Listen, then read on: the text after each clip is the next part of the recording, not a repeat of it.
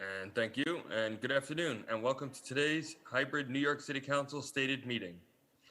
At this time, would all council members and staff please turn on their video? To minimize disruption, please place electronic devices on vibrate or silent mode.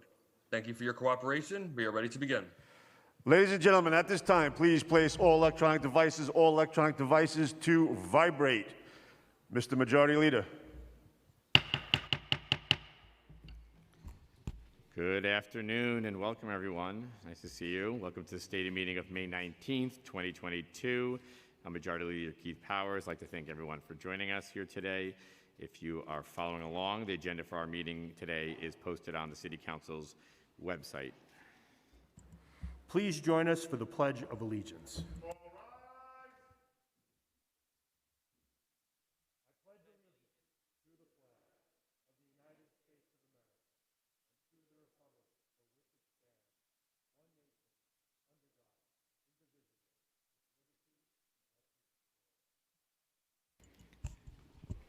Roll call.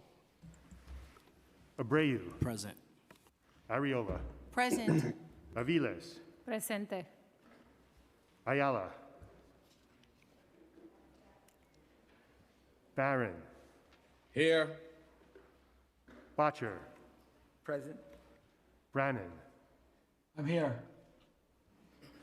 Brewer. Yes, here. Brooks Powers.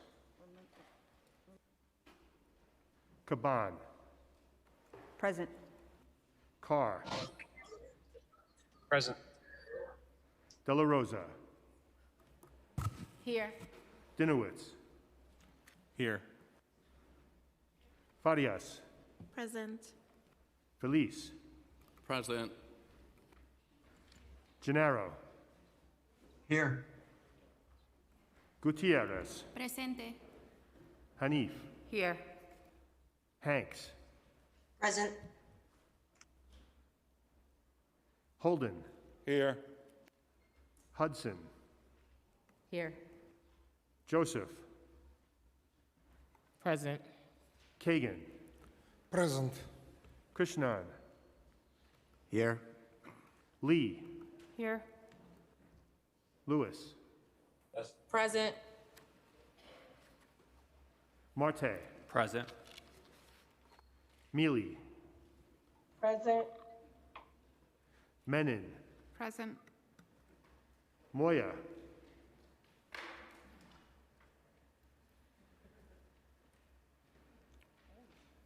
Narcisse.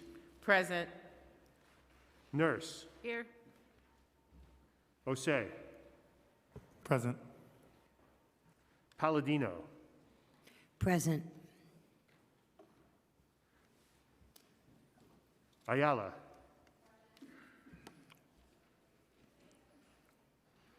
Wrestler. Here. Richardson Jordan. Present. Riley. Present. Rivera. Present. Salamanca. Present. Sanchez. Present. Shulman. Here. Stevens. Here. Ung. Present. Velasquez. Here. Vernikov. Present. Williams. Present. Juan. Present. Yeager. Here. Borelli. Present. Powers. Unlike the Minority Leader, I'm not in a bar and I'm present. Speaker Adams. I am here with the Majority Leader. I'm present.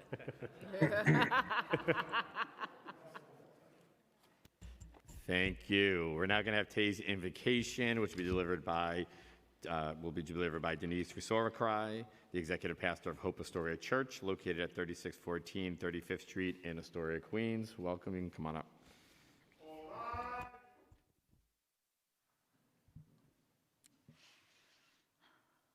Good afternoon. As I pray today, I'm mindful of other faith traditions in the room. I'll be praying from the perspective of a Christian. Let's pray together. Father God, we thank you for giving us life, purpose, and the chance today to serve others in a meaningful way. God, we thank you for our home, for New York City. We thank you that you know and love every person in this city. Each one of them is known by name by you, and you care about their well-being. We remember before you as well and take a moment of silence to remember those who lost their lives in the recent Buffalo shooting and all who have been injured or killed by violence in our city.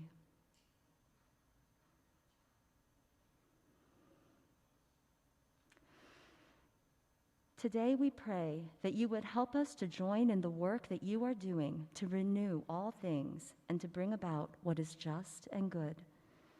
Have your way in us, in our actions and our decisions, in our words and in the attitudes of our hearts, that what is pleasing to you would be accomplished. Lord, we thank you for our elected officials and for all who serve the people of this city. We pray for your protection, your wisdom, your leadership, and your covering over them and their families. We pray for your grace over their efforts today, that they would accomplish much good for all the people of this city. We pray also for your mercy and grace over New York City, that our city and all its people in all their beautiful diversity could thrive. We know that in all things, Lord, you are sovereign and you are good. We praise you for who you are. You are holy, and we thank you for your love for us. We pray in Jesus' name, amen.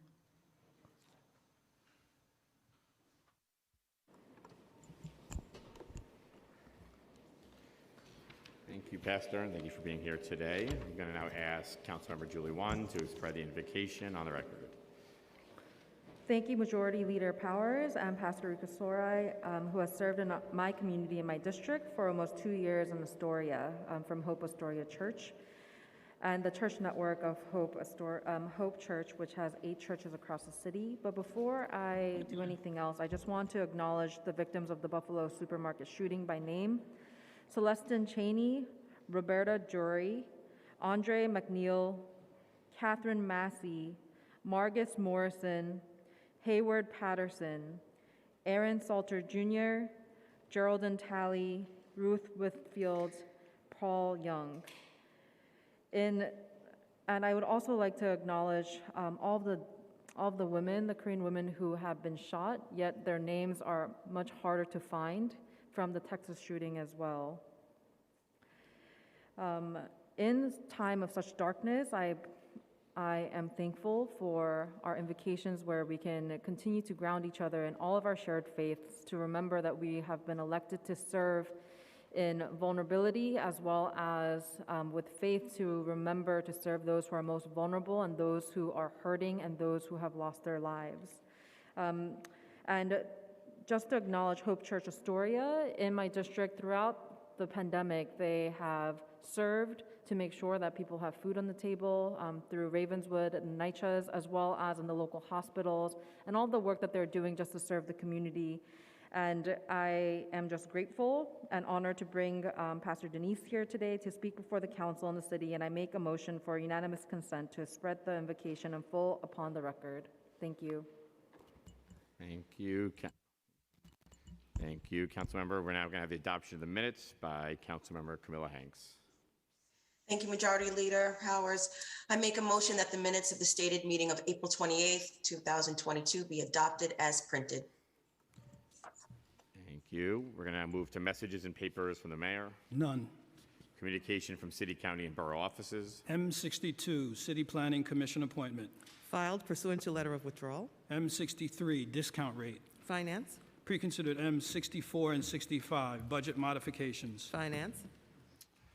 Petitions and communications. None. Land use call-ups. M66, EMS station. Coupled on call-up vote, I would now ask that the clerk take a roll call vote on today's land use call-up. Abreu. Aye. Ariola. Aye. Is that the wrong answer? Aviles. Land use call-ups. Yes. Thank you. Ayala. Aye. Barron.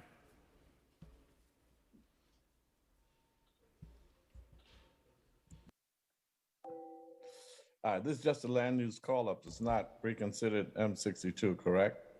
You're correct. Land use call-ups. All right. Thank you. Botcher. Aye. Brannan. Aye. Brewer. Aye. Brooks Powers. Aye. Caban. Aye. Carr. Aye. De La Rosa. Aye. Dinowitz. Aye. Farias. Aye. Feliz. Aye. Gennaro. Aye.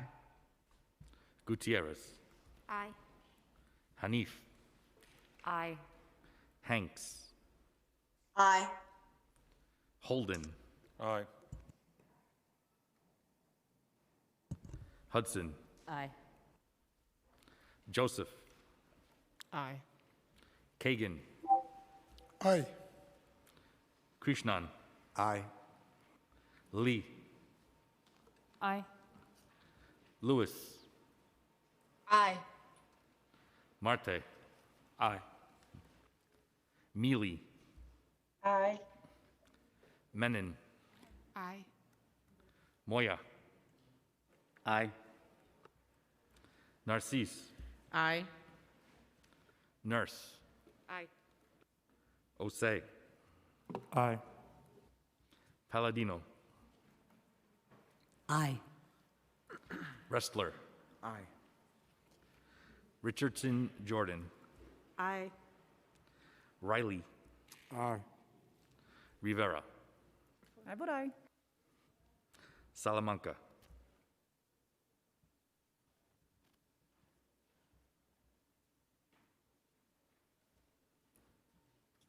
I vote aye.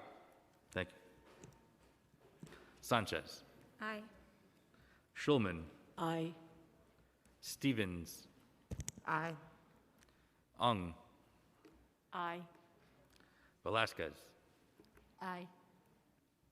Vernikov. Williams. Aye. Juan. Aye. Yeager. Aye. Borelli. Aye. Powers. Aye. Speaker Adams. Aye.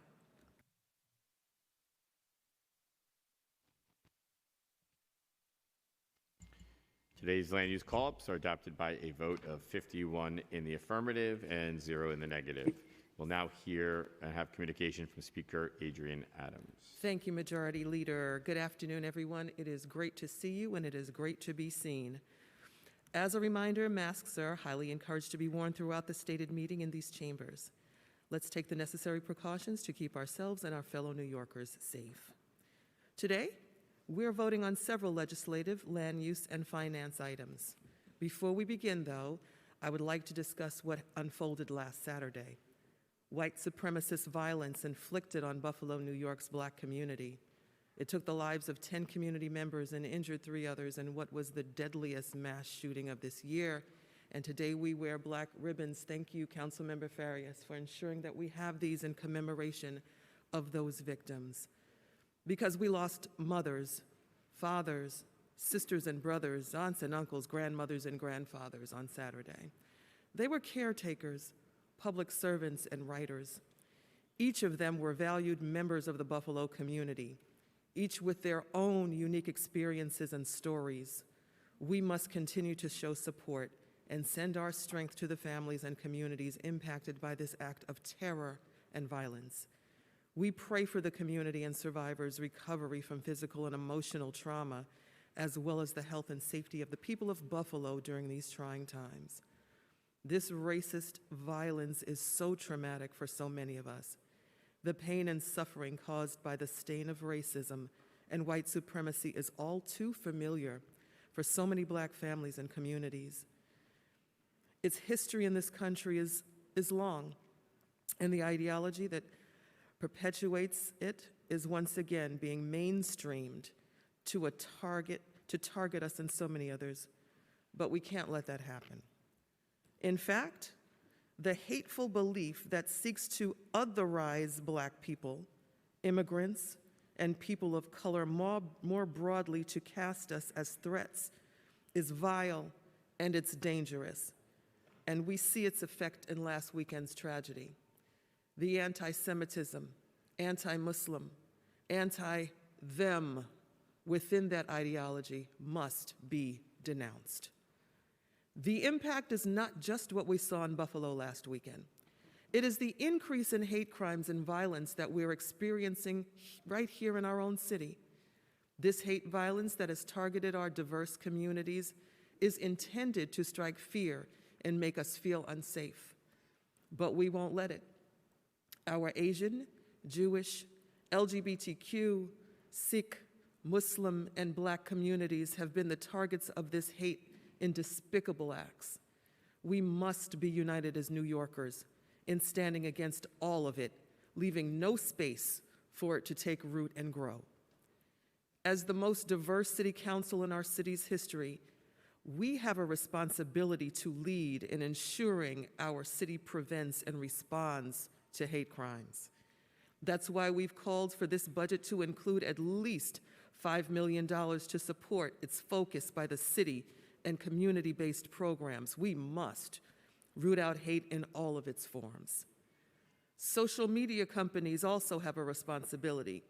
Hate has been allowed to fester, spread, and disseminate on social media and online gaming platforms, with not enough action taken to ensure these companies don't make space to profit from them. These companies have a responsibility to do more and should be held accountable. They are allowing dangerous and irresponsible content to reach those most susceptible, including our children and youth, and influence them with hate. And we see how it can quickly manifest into violence and harm. As a country, we must address the irresponsible and dangerous proliferation of guns that fuels the violence hurting our communities. The overwhelming access and presence of guns in this nation is literally killing us. It makes all of the violence more deadly, whether it's interpersonal or hate-driven. Guns are not manufactured in New York City, and we have some of the toughest gun laws, but they still flow into our communities. The federal government, in partnership with the state and city partners, must take stronger action to enact sensible laws that curb this violence and protect public safety. Inaction will only lead to further tragedies and deaths, and our communities are tired. They've had enough of this violence. In the last 2 weeks alone, our own council member, Pirina Sanchez, and her team were forced to run for cover because shots were fired near her district office in the Bronx. Thankfully, they weren't physically harmed, but someone else in the community was. Neighbors ran for their lives, parents held their children close, and everyone was left with trauma, whether it was immediately recognized or not. Councilmember Sanchez, you said it best when you said, quote, "We shouldn't have to think twice about walking down our own block, whether our kids can play in the garden," end quote, and we're so glad that you're here today. We must all be outraged by this continued violence. Earlier this week, we lost 11-year-old Kiara Tay to a senseless shooting in Councilmember Salamanca's district in the Bronx. This precious little girl was struck and killed by a stray bullet from someone who was out to inflict harm on another person that day. We mourn Kiara's loss. We grieve with her family, and we send our love to the traumatized residents of the Bronx.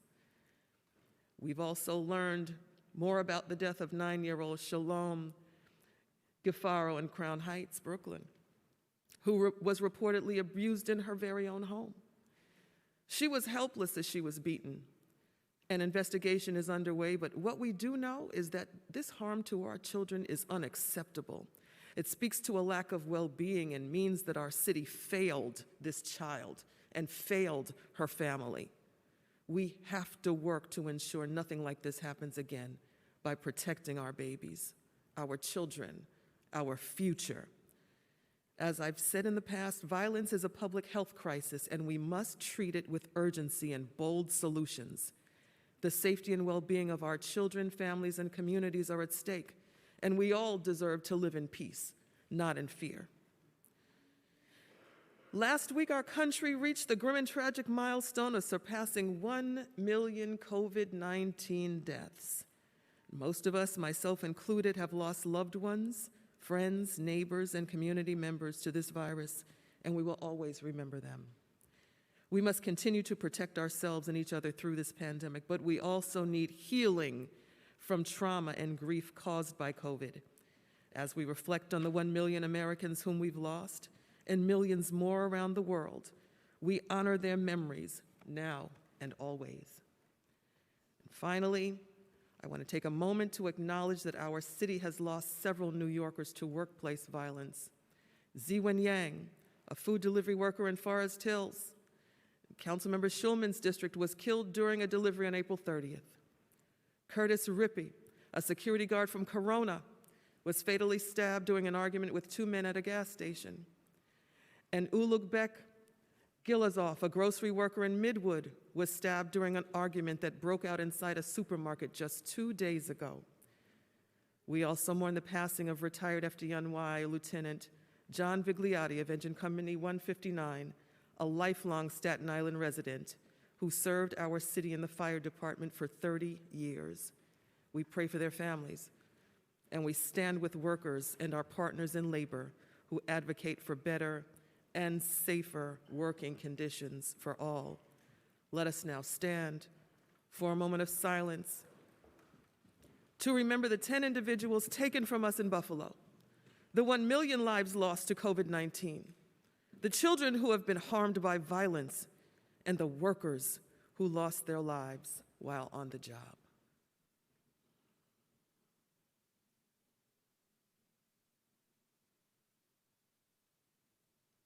Thank you.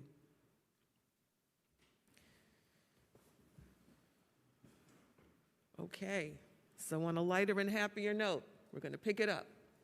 I want to congratulate Councilmember Lincoln Ressler on his wedding earlier this month.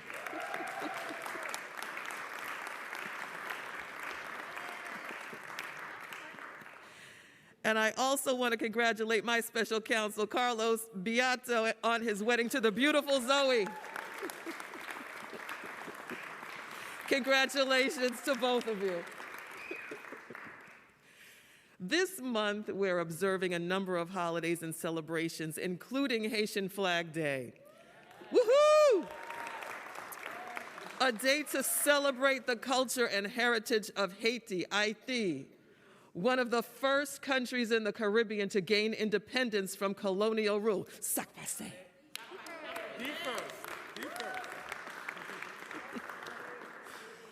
May is Mental Health Awareness Month, which is an important reminder to all of us that we must continue to provide the support and resources for people with mental health challenges and their families. It is imperative that we end the stigma around mental health that has prevented the appropriate care in our communities for far too long. It is also Lupus Awareness Month, a time when we raise awareness around the physical and emotional toll of lupus. To that end, I want to thank Councilmember Shahana Hanif for all of the incredible work she's done to inform fellow New Yorkers about the impacts of this chronic illness. Thank you, Councilmember. I also want to acknowledge that May is National Foster Care Month. More than 407,000 children in the United States are in foster care, and I want to thank all of the foster parents, mentors, child care professionals, and others who assist our foster youth find permanent homes and stability. Thank you, Councilmember Gail Brewer. Additionally, I'd like to thank Deputy Speaker Diana Ayala for partnering with Children's Aid and my staff to host Foster Youth Shadow Day, allowing foster youth to meet council members and learn about the importance of local government. Thank you, Deputy Speaker. And one final announcement, I must inform you all of a major departure from our team at Central Staff. It is the incomparable Raju Man. Heavy sigh. Yes, heavy sigh, heavy sigh. Yes, Raju, Deputy Chief of Staff and Director of the Land Use Division, will be leaving the council at the end of this month after 8 energetic and eventful years of service. Raju came on board in 2014 as the only second individuals to serve as Director of the Land Use Division in the history of the New York City Council since 1999. From guiding members through countless negotiations on neighborhood rezonings and private development proposals, to pushing administrations to advance and improve crucial citywide policies on affordable housing, economic development, infrastructure, and planning, Raju has served the council and the city of New York with a rare combination of policy brilliance and political savvy, and he's done it well. Raju, you will be greatly missed by our team.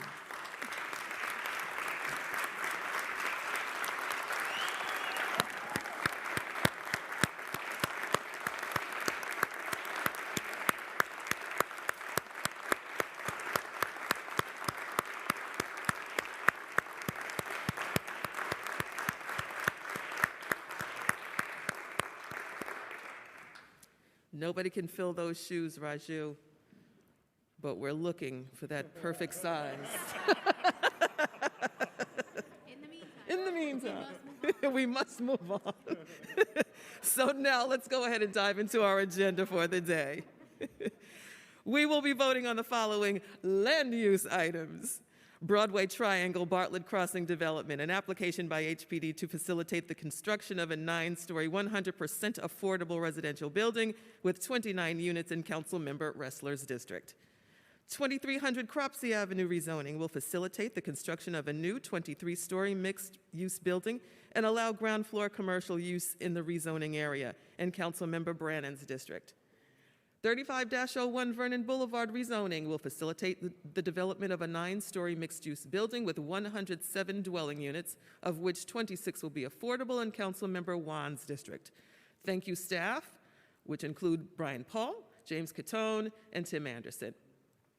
We will also be voting on the following finance items. Transparency Resolution number 13 of fiscal year 2022, sponsored by Councilmember Brannan, approving the new designation and changes of the designation of certain organizations receiving funding in the expense budget.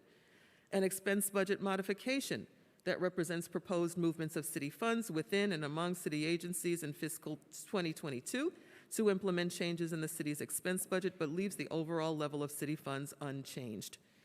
A revenue budget modification that seeks to appropriate new city revenues in fiscal year 2022 in the amount of $1.36 billion. The $1.36 billion of new revenues combined with an adjustment to the general reserve will be used to prepay $1.54 billion of fiscal year 2023 expenses in fiscal year 2022. A preconsidered resolution that approves an exemption from real property taxes for property located at 788 Fox Street in the Bronx in Deputy Speaker Ayala's district. The project is a 5-story mixed building with 5 commercial spaces, which closed in 2017 with a construction loan used to do a moderate rehabilitation in the building. There are 52 units and all are currently rate stabilized with AMIs ranging from 50% to 80%. We thank staff, Malcolm Buthorn. The multitasking Malcolm Buthorn, I might say. Next, we will vote on the following appointments. David Doe, Commissioner of the New York City Taxi and Limousine Commission, and Robert Hogan, member of the New York City Civilian Complaint Review Board. Thank you to our staff, Lance Pallavi. Finally, we will be voting on the following legislation. First on the legislative agenda, Resolution 121, sponsored by Councilmember Natasha Williams, would call on the New York State Legislature to pass the Clean Slate Act, which would automatically seal conviction records after someone has completed their sentence, is off parole or probation, has not incurred any new charges or convictions in New York State during a set number of years, and the conviction to be sealed is not a sex offense. In New York, more than 2.3 million people have old conviction records, which often block them from accessing housing, education, employment, and other economic opportunities. The Clean Slate Act would not only remove this barrier, opening up doors of opportunity for millions of New Yorkers, it would also boost the state's economy. We lose out on $2 billion in lost wages each year by blocking people with old records from jobs. It makes no sense for public safety or the economy to stand and obstruct people from opportunities to move forward in their lives after exiting the justice system. That's why this state bill has broad and diverse support from criminal justice advocates, labor unions, and the business community. We look forward to the state legislature passing Clean Slate during this legislative session. And we like to thank staff, Jayasari Gampathy, for your hard work. Today, we're also voting on 4 home rule messages related to pensions. New Yorkers work night and day to ensure the city keeps moving and stays safe. We must invest in these hardworking New Yorkers' futures. The first home rule relates to member retirement program contributions for some members under age 57 who, due to their enrollment dates, cannot meet the 25-year service requirements for using specific benefits for which they make contributions. This bill would address that disparity and exempt members who are unable to receive the benefits from the requirement to make additional contributions. The second relates to automotive members of the NYC Employee Retirement System. This would provide automotive members of the New York City Employees Retirement System, or NYCERS, who begin their careers later in life with the ability to receive a vested retirement benefit. The third relates to allowing police or fire members of the FDNY pension fund to get credit for EMT service. This will give Tier 3 members of the New York City Fire Department pension fund who have prior creditable service as an EMT with the FDNY the ability to receive Fire Department pension service credit for their service. It would also allow members to apply up to 3 prior years of service as a NYCERS EMT to their fire pension retirement, as long as the service years with NYCERS directly precedes their current membership in the fire pension. And finally, the fourth home rule would create a 25-year plan for fire protection inspectors. It would also provide uniformed fire service personnel the opportunity to retire with a full pension after 25 years of service. It would grant them parity with other uniformed service personnel who perform essential tasks, including police officers, firefighters, EMTs, and other uniformed service employees. I'm very happy that the state is moving on these items, and I'm proud to support them. Thank you, staff members Rachel Cordero and Jayasari Ganapathy, for your work. Finally, we will vote on a legislative package concerning fire safety that seeks to address outstanding issues discovered from investigation into the tragedy our city and the Bronx experienced at the beginning of the year. As we saw earlier this year in Councilmember Felice's district and adjacent to Councilmember Sanchez's district, the tragic fire at the 19-story Twin Parks Northwest apartment building in the Fordham section of the Bronx claimed the lives of 17 New Yorkers, including 8 children. It was one of the worst tragedies in the history of our city and the city's worst fire in 30 years. Investigators discovered several violations and flaws that led to it to have such a disastrous result. If proper measures were put in place, our fellow New Yorkers would still be with us today. And as a result, the council established the Twin Parks Citywide Task Force for Fire Safety, led by Councilmember Felice, which has worked with other communities to address these many, many issues.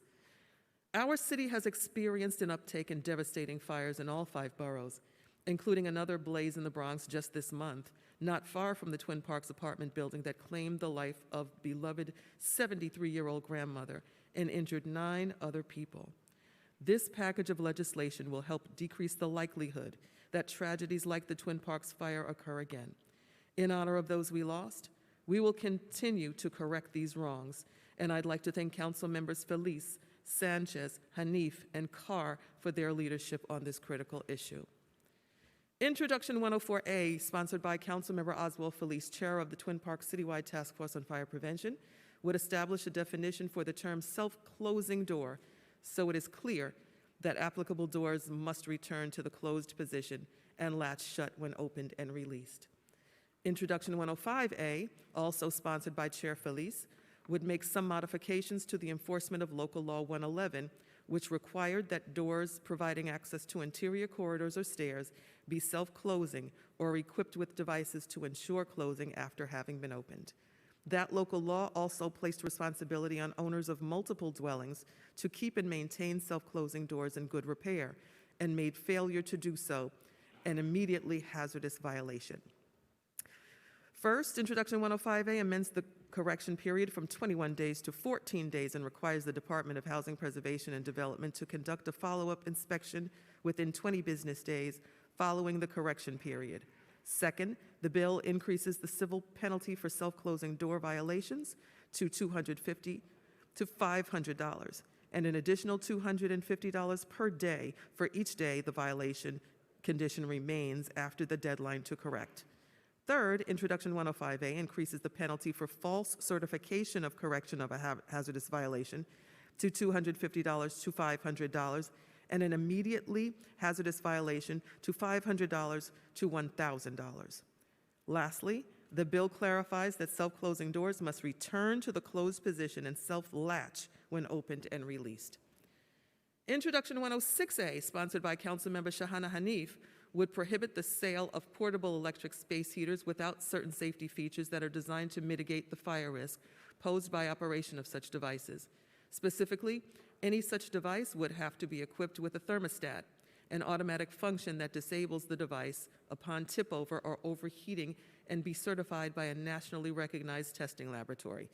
Anyone who violates the ban would face civil penalties that escalate upon subsequent violations. Introduction 131A, sponsored by Councilmember Pirina Sanchez, would amend current requirements relating to the fire department's efforts to conduct fire safety education and outreach for residential buildings by requiring that such activities include dissemination of relevant information pertaining to the safe operation of electric space heaters in residential settings.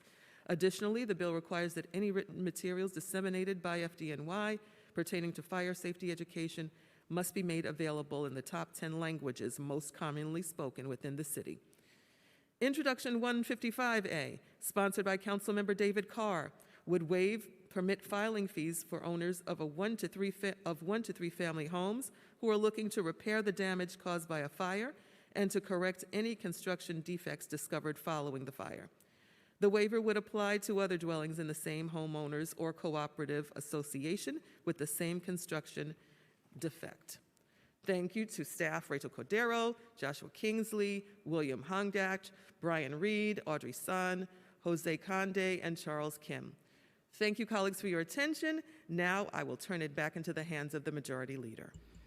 Thank you, Madam Speaker. We're going to head into general orders. I just want to also say a very big word and both my condolences and congratulations to our friend Raju Mann, who has been an outstanding part of the City Council for the last at least 5 years since I've been here, and I've worked very, very close with on a number of items, including the East Midtown rezoning and a number of large-scale projects. And I've already told him I'm very upset with him, and he knows that, but I'm also very happy for him as well. We are now going to move into general orders, and we're going to start with Councilmember Carr. Thank you, Majority Leader. I just wanted to mention a number of thank yous in anticipation of the passage of my legislation today. This was introduced because of a terrible fire that took place on Staten Island, where it was discovered after the fact that the fire was facilitated or caused by a defect in the building that also affected the rest of the condominium developments. And so this legislation is intended to help victims of fire, as well as those who are looking to correct defects that they discovered due to a fire in their neighbors' homes and get the free permit that they should get in order to facilitate that kind of work. And so I want to thank the Speaker for her support, Minority Leader Borelli for all of his support and guidance as always, Chairs Sanchez, Ariola, and Felice for their leadership on this issue, as well as their respective team support, Peter Spencer from the Minority Leader's Office, my Chief of Staff, Giuseppe Desario, Audrey Sun from the Committee on Housing and Buildings, Jeff Baker, and on the admin side, Jake Capistran, and I urge all my colleagues to vote in the yes. Thank you. We go to Councilmember Abreu. Thank you, Majority Leader. Today we'll be voting on 4 home rules passed this morning out of the State and Federal Legislation Committee, which I proudly chair. They call on the state to pass and the governor to sign legislation supporting the pension and retirement system for our essential workers. These home rules would authorize emergency responders to obtain credit for service as EMT members, exempt public servants from having to make contributions that they would not be in service long enough to benefit from, allow automotive workers who began their careers late in life to vest and give fire service personnel parity with other uniformed service personnel. These home rules would help give hardworking New Yorkers the retirement benefits that they deserve. I call on this body to pass them. I'd like to thank Speaker Adams and Special Counsel Carlos Beato. Additionally, I'd like to thank committee staff Jay Asri, Ganapathy, William Diori, Hector Hilmang, and my Deputy Chief of Staff, Jaleesa Quigley. Majority Leader, back to you. I accept. We'll go to Councilmember Feliz and then Councilmember Ressler. Thank you, Majority Leader. Fire safety continues to be a challenge affecting our entire city and especially my home of the Bronx, a borough that has been plagued with fires for so many years and so many decades. We have so much work to do on that topic, including first, tackling all the causes of fire, including, as we're doing today, the use of space heaters. Tackling all the causes, but also, number two, ensuring that if there is a fire, families have all the tools to safely escape. There was one tool that could have prevented that devastating, unspeakable tragedy in Twin Parks. One tool, properly working self-closing doors. Had those self-closing doors worked, smoke wouldn't have filled that 19-story high-rise, and families would have been able to safely escape the fire and the tragedy. The defective self-closing doors allowed this fire, which occurred in a fireproof building, allowed that fire to turn into the tragedy that we saw, wherein we lost 17 angels, 17 innocent lives. These bills will help ensure that another tragedy like the one that we saw, that ugly Sunday morning in the Bronx, it'll help ensure that another tragedy never happens again, not in the Bronx, not anywhere in the city of New York. These bills will help ensure that self-closing door laws are being scrupulously followed, honored, and enforced by ensuring that first, landlords fix violation within 14 days, and also after that 14-day period, there's a mandatory inspection to confirm that that self-closing door violation has been fixed. And also increasing civil penalties and fines for bad actors, including landlords who falsely state that they have fixed self-closing door violations. Self-closing doors can save lives. They prevent fires and smoke from spreading. They prevent fires and smoke from harming others. Mr. Majority Leader, I see my time is up. If I could briefly conclude. Yes, go ahead. So today we're taking action to make sure that these doors are closing to protect our families. And briefly, I want to thank everyone that helped make these bills possible. First, I want to thank our Speaker, Adrian Adams. Thank you so much for making fire safety a priority for this City Council. Also want to thank our Fire Safety Task Force, including Council members Sanchez, Ariola, Aviles, and Farias. Also want to thank everyone who was working behind the scenes. Jeremy, John, it's been such a pleasure working with you on these bills. Thank you for all the help. Also, my entire team, including my General Counsel, Lieutenant Doro Gonzalez. Prior to me getting elected to the City Council, he and I were housing lawyers defending tenants in Bronx Housing Court. Also, last but not least, want to thank those that were on the ground helping those affected families, including the Gambian Youth Organization, including Bronx Borough President Vanessa Gibson, including Congressmember Richie Torres.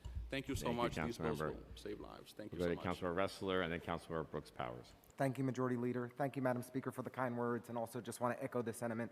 Raja, you've done a superb job. We are going to miss you a lot. I couldn't be prouder that the first land use action that I have a chance to vote on from the 33rd Council District is the Broadway Triangle. About 14 years ago, then Brooklyn Machine boss Vito Lopez struck a sweetheart corrupt deal with HPD that was discriminatory to redevelop the largest open site in all of North Brooklyn, the Broadway Triangle. We decided to fight back. We set up weekly meetings where I met a young lawyer who was still, I think, a law student at the time, a gangly kid named Shekhar Krishnan, who went on to represent us. I met a junior staffer to the local council member named Antonio Reynoso. The Broadway Triangle Community Coalition was chaired by Juan Ramos, who now leads Los Sures, and Rob Solano. Many great community activists were there. We met every week. We organized. Ultimately, we litigated, and thanks in part to Shekhar's great leadership, we won. When I had the privilege of working in the previous administration, I worked on the settlement deal to ensure that there was a good outcome for both the Williamsburg and the Bedford-Stuyvesant communities of the Broadway Triangle. And I am incredibly proud that I had the opportunity to help work on the RFP that was ultimately put out to ensure that Latino and Jewish and diverse organizations all work together to redevelop this site. So we have the leading community-based organizations in our community, and this site is the crossroads of Councilmember Gutierrez and Councilmember Osei and my districts, the 30, where Williamsburg and Bushwick and Bedside all come together. And the diversity of our community is going to redevelop this site. High-quality, nonprofit community development corporations. This is the largest open site in North Brooklyn, and we are now ensuring, finally, after 14 years of fighting, that this site is going to be a place where Jews and Latinos and African Americans all live together, because that's what Brooklyn's about, and that's what we're achieving at the Broadway Triangle. And I really want to thank everybody who contributed to the activism to make this happen. Thank you so much. Thank you. And we're going to go to Councilmember Brooks Powers. Thank you, Majority Leader. I'd like to speak briefly in support of David Doe's appointment as chair of the Taxi and Limousine Commission.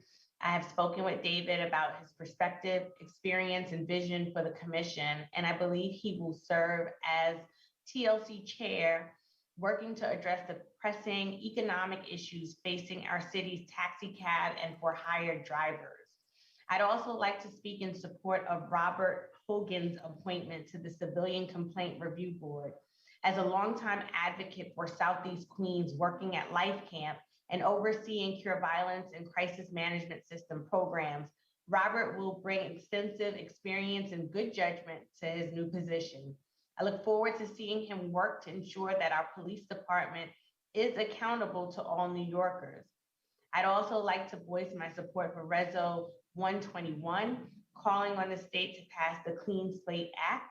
Once a person serves a sentence, it's only right that their convictions shouldn't hang over their heads, keeping them locked out of economic opportunity in connection with their communities. This is particularly true for people of color who bear the worst outcomes of the system. This meaningful legislation will change New Yorkers' lives for the better. Thank you. Thank you. We're now going to move into the report of special committees. None.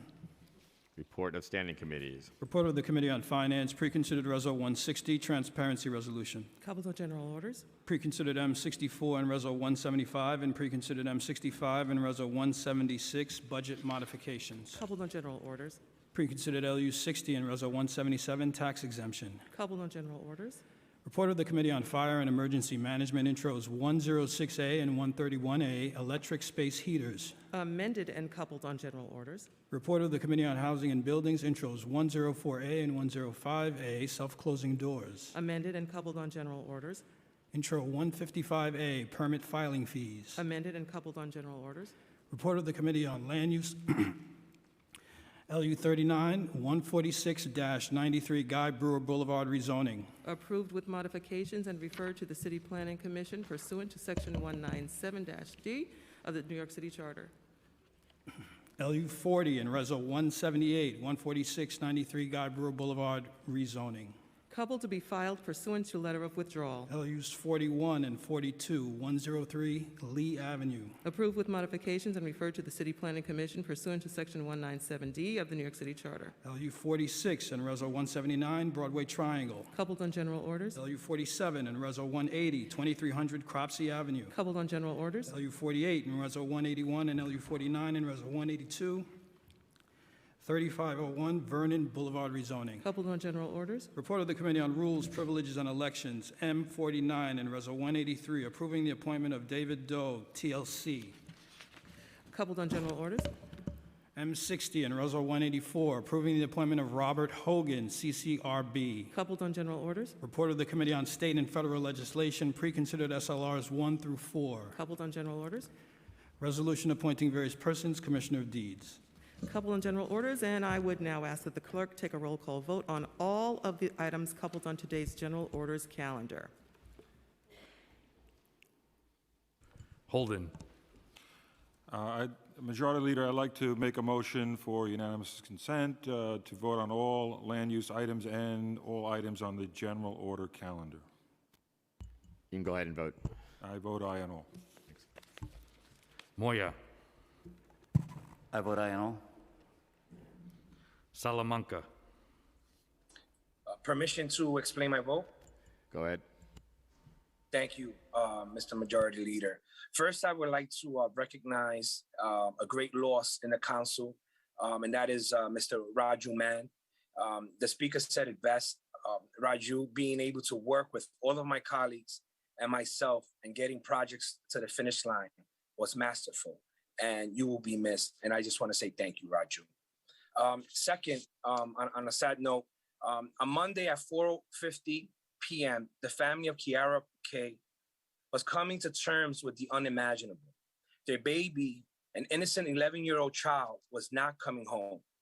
While walking down the street with a family member during the broad daylight, a bright, promising child who had her whole life to live was shot and killed in the lonely section of the Bronx. The culprits, individuals who decided they would turn our city streets into a war zone with gun violence. As a father and a product of the South Bronx, I am heartbroken and I am angry.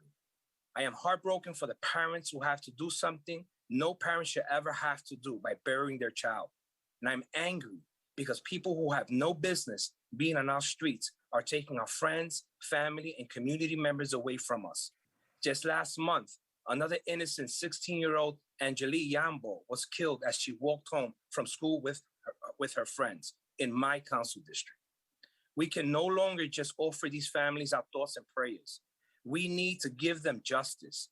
In Black and Brown communities, we are suffering from an epidemic that other neighborhoods in the city only hear about in the news. The epidemic, illegal guns, and gun violence. The current system is broken, and my constituents are paying the consequences with their lives. If we really do value human life as a society, we must demand action to close the revolving door of the criminal justice system. Thank you, Mr. Majority Leader. Thank you. Abreu. Aye. Ariola. Aye on all.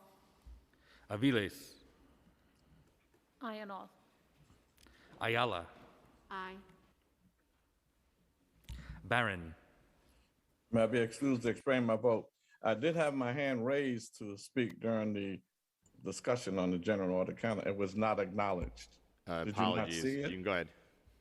So I'm going to take a few more minutes. But first, I would like to acknowledge that the speaker neglected to mention the birthday of one of our greatest leaders, El-Haj Malik Shabazz, Malcolm X. The picture that adorns my wall in the back, a portrait of him. Malcolm X was one of our greatest leaders, and we should never, ever not mention the work he's done. I'll mention more about that during discussion time, but Malcolm X joined, he would have been 97 years old today, and he joins his lovely wife, powerful sister, Dr. Betty Shabazz, and his daughter, Malika Shabazz, who died recently. So we must always honor Malcolm X. We should never leave him out. I want to, on the preconsidered M64, the transfer of money, my colleagues, I know they all voted for it in the Finance Committee, but you got to watch this one.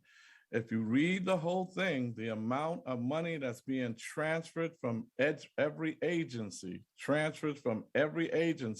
including $100 million from CUNY, including 100 million plus from the Department of Education. Money is being transferred, and then they, in a slick way, transfer a small amount of money from the police department. But then when you read the second part of it, it says from all these agencies, and then to over $300 million is being transferred to the police department right under your nose in this transfer resolution. We should all vote against that, and let's take the budget to its final conclusion and not have him transfer money from vital agencies, Department of Agency, Department of, Aging, Health, all of that. This M64, Reso 175, transfers money. Read it yourself. Don't take my word for it. Read it yourself. It'll say from a whole bunch of agencies, and it'll say to. The only agency that has an increase of $200 million is an NYPD. We should not vote for this. We need your vote. We should vote this down. So I'm voting no on that. And then I'm also voting no on LU 48, Reso 182, LU 49, 181, and LU 49, 182. It's only 25% affordable. And then I'm abstaining from M49, Reso 183, and M60, Reso 184. I abstain. Thank you. Salamanca, will you verify your vote, please? Yes, I vote aye on all. Thank you. Thank you, sir. Butcher.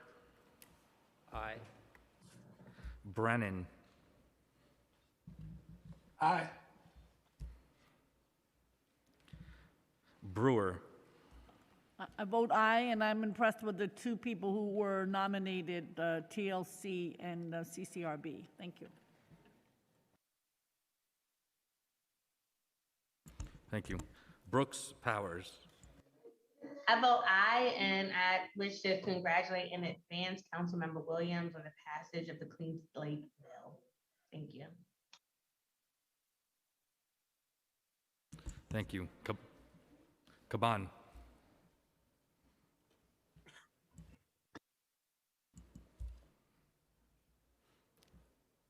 Gotta come back.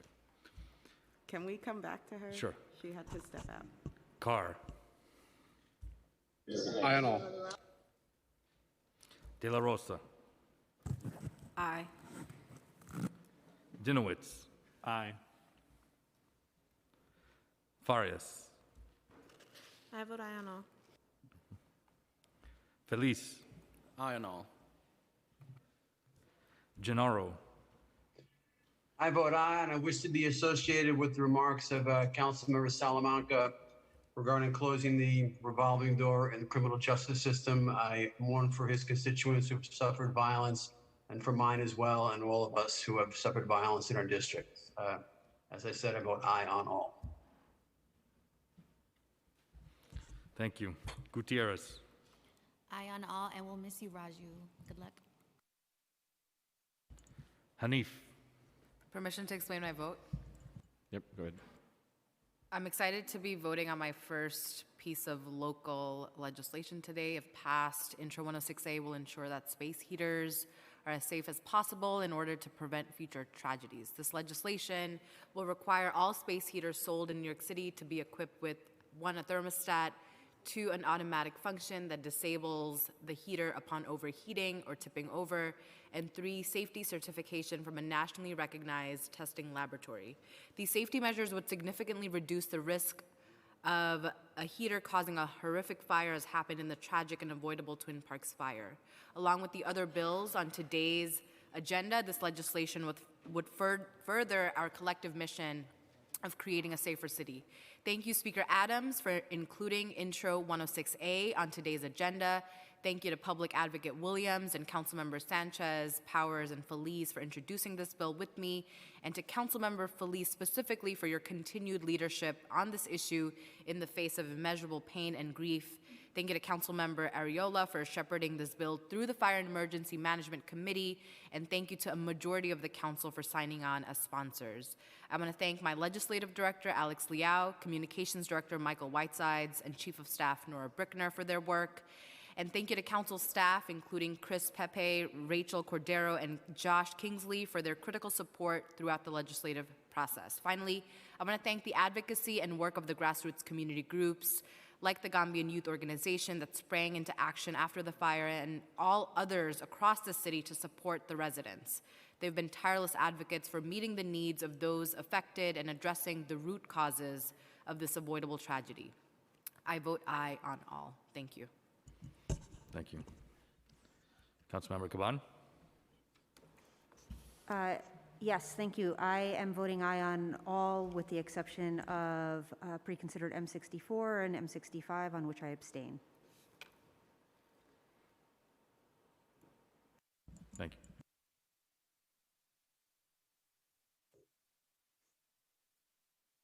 Hanks. Aye on all. Hudson. Aye on all. Thank you. Joseph. Aye on all. Kagan. Aye on all. Krishnan. Permission to explain my vote? Go ahead. Thank you. First, with regards to pre-considered resolution 160, I wish to make a disclosure that my wife is an employee of the Bronx Defenders, and on more meaningfully on land use 46, which Councilmember Ressler spoke about.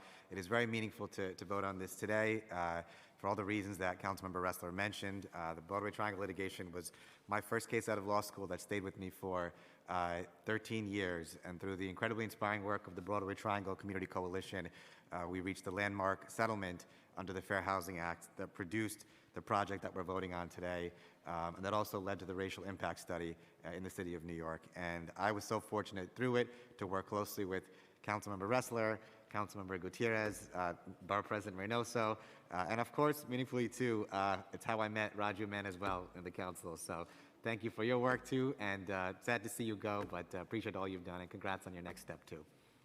And with that in mind, I vote yes. Aye on all. Thank you. Lee.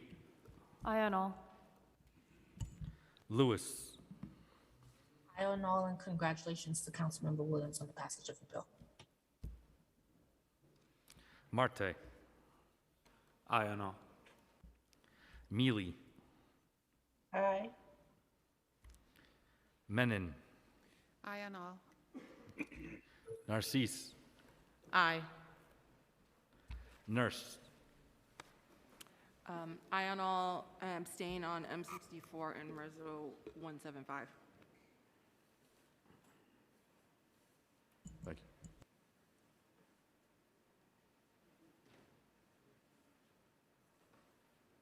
you. Osei. Aye on all. Palladino. Aye on all. Restler.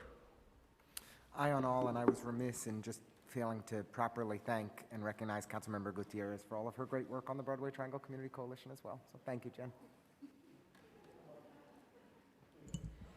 Richardson Jordan.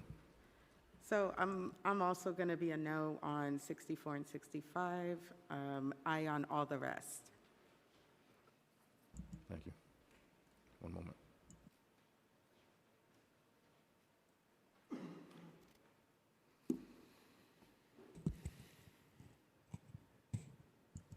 Riley. Aye. Rivera. I vote aye. Sanchez. I vote aye. Permission to explain my vote? Go ahead. I just want to congratulate Council Members Hanif and Councilmember Felice for passage of the first package of bills relating to the tragic fire at Twin Parks Northwest. And I also want to say that we continue to work as a council on this legislation. The bills that are passing today are addressing the proximate causes, the immediate causes, the space heater, self-closing door violations. They're addressing the immediate causes, and we're going to continue to work on this problem, holding landlords accountable, modernizing our fire and building codes, and ensuring adequate code enforcement is really working for all New Yorkers. Thank you. Thank you. Schulman. Aye on all. Stevens. Aye on all. Ung. Aye on all.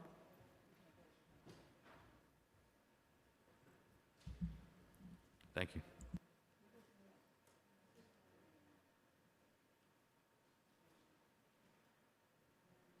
Velasquez. Aye on all. Vernikov. Aye on all. Williams. Permission to quickly explain my vote. Go ahead. I just wanted to say for the record how excited I am and privileged to vote to appoint Mr. Hogan, who was my camp director. He reminded me when I was 8 years old, not 10 years old. It's just a full circle moment, and with that, I vote aye on all. Thank you.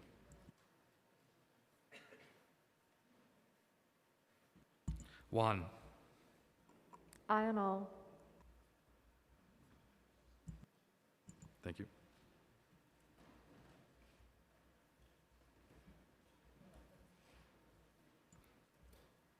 Yeager. Aye. Borelli. Aye on all. Powers. Aye on all. Speaker Adams. Aye on all.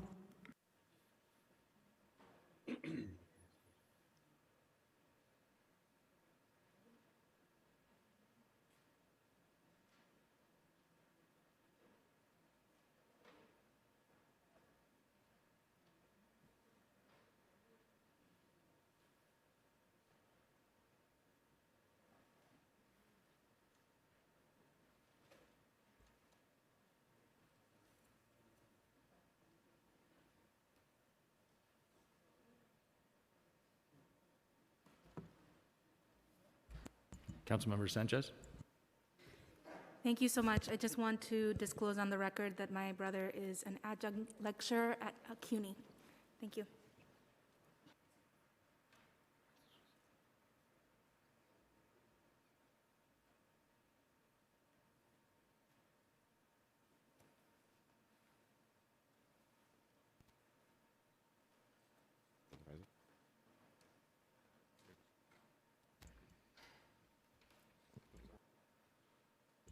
Before I announce the vote, I just want to, I think we had to go to Councilmember Williams and then Councilmember Carr.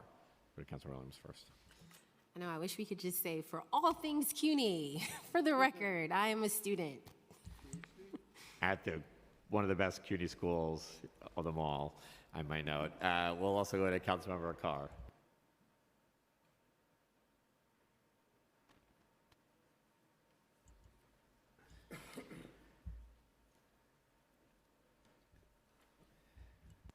Councilmember Carr. All right, we'll let him come back. I think we have Councilmember Feliz. I too would like to disclose that I'm an adjunct professor in the CUNY system, Hostos Community College in the Bronx. Thank you. Thank you. Do we have Councilmember Carr here to make a disclosure?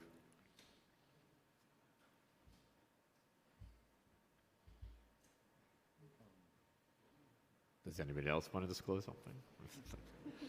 Okay. We have Councilmember Stevens. Yes, I would like to also disclose that my daughter is a full-time CUNY student at Baruch College. Yeah.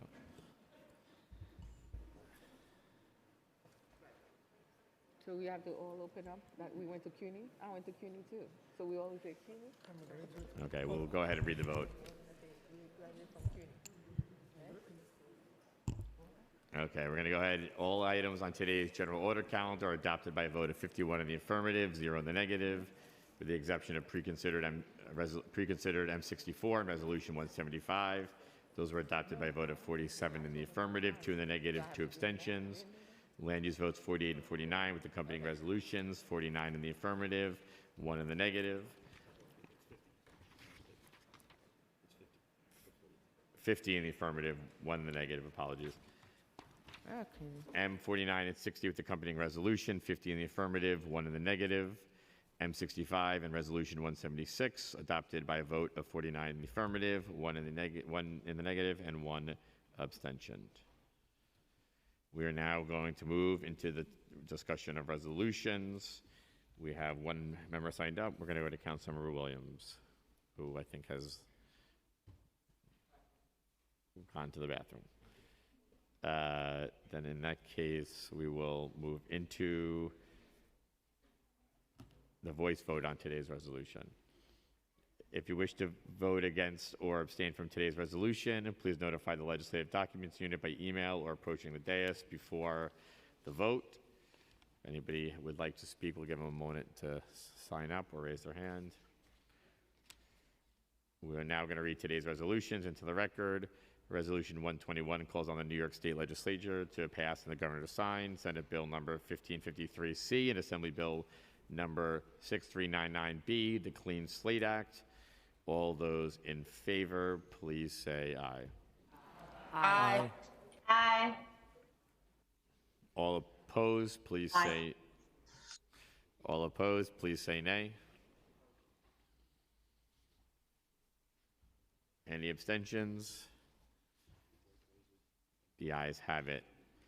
We are now going to.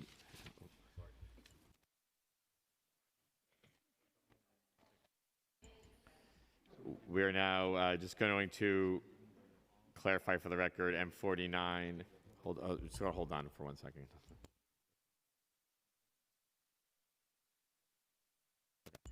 Just clarifying, M49 and 60 with accompanying resolutions was 50 in the affirmative and 1 abstention. Thank you. We are now going to move into today's general discussion. We have a long list. I'm going to enforce the 2 minutes. So please, when you hear that bell or see the time coming, please begin to wrap up. We're going to start with Councilmember Kagan, followed by Councilmember Riley. Thank you. For many years, New York City Housing Authority leaders and property managers explained all issues and problems of that troubled agency by chronic disinvestment of public housing by federal government. It is true that NYCHA needs billions of dollars from assistance from Washington, D.C. for its capital needs. But lack of funding cannot explain or excuse countless examples of ignorance, incompetence, pure laziness, or complete disregard of tenants' complaints, requests or concerns, lack of proper notifications, lack of attention to simple questions about basic repairs, or lack of presence by NYCHA managers at some tenant association meetings. I represent Coney Island and also Marlborough houses and continue to be frustrated and outraged by receiving daily complaints from New York City Housing Authority residents about broken elevators, locks, intercom systems and mailboxes, lack of heat and hot water and cooking gas, mold and water leaks in apartments. Even simple requests are ignored and getting any response only after aggressive intervention by myself or my tireless staff. It is absolutely unacceptable. That is why I introduced a resolution, NYCHA Accountability Act, co-sponsored by many of my great colleagues, and it calls for New York State Legislature and for HUD to make NYCHA property accountable. Without any accountability and transparency, NYCHA will not reform itself. Thank you. Thank you. We'll hear from Councilmember Riley, and then we'll hear from Councilmember Lee. Thank you, Majority Leader. Roberto Drury, Marcus Morrison, Andre McNeil, Aaron Salter Jr., Geraldine Talley, Celestine Chaney, Hayward Patterson, Catherine Massey, Pearl Young, and Ruth Whitfield. They were mothers, fathers, wives, husbands, daughters, sons, sisters, and brothers. They were family and friends. They were members of our community. On May 14th, a routine visit to the neighborhood supermarket turned into tragedy by this terror attack blatantly targeting people that look just like me. On behalf of the BLAC caucus, we pray for the victims of this horrific attack. We pray for the safety and healing of those injured. We pray for the support of family, friends, and loved ones, and all those affected. And we want to say enough is enough. This country's deep-rooted history of racism, hate, and with no present unified counteraction continues to make room for these domestic attacks. White supremacy is terrorism, and there is a vicious cycle where mass shootings, domestic terrorism, and hate crimes continue to live within our country. We are tired. Black people are tired. More must be done as a society to denounce racism, white supremacy, and domestic terrorism. The Domestic Terrorism Prevention Act, passed by the House on Wednesday, is a step in the right direction, but an unsure one if the country remains divided. Mass attacks must not continually be coddled as mental illness or written off under the rights to bear arms.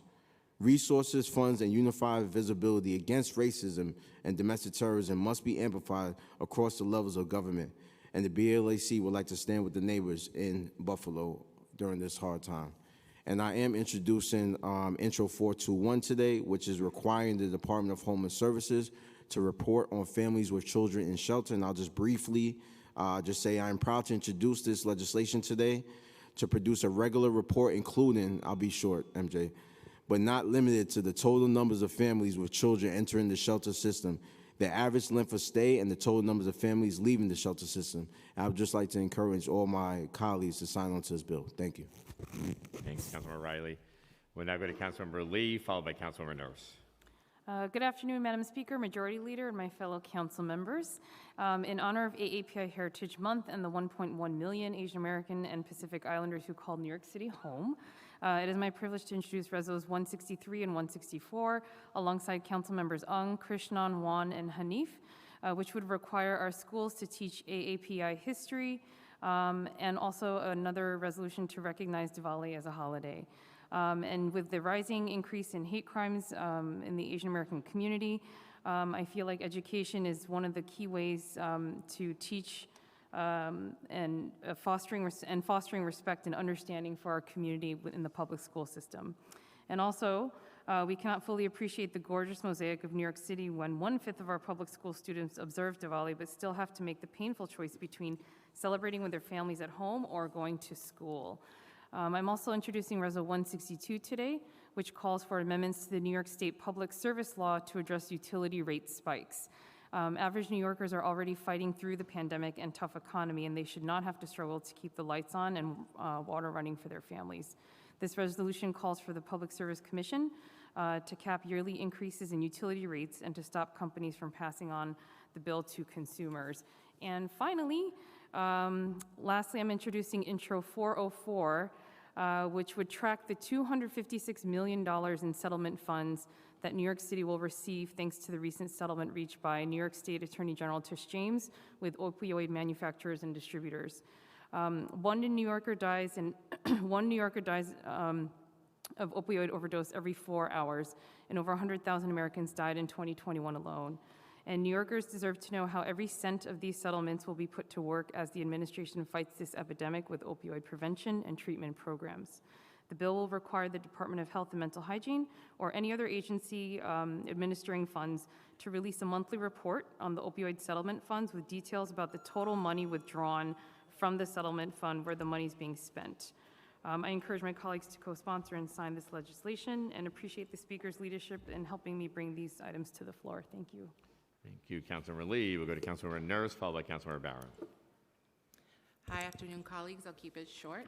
I just wanted to make a little pitch for some bills we're introducing. One is a bill on keeping and tracking yellow and brown grease. We want to keep that out of our waterways, make sure it's disposed of properly. All that French fry grease, let's keep it out of our water systems. Pretty easy.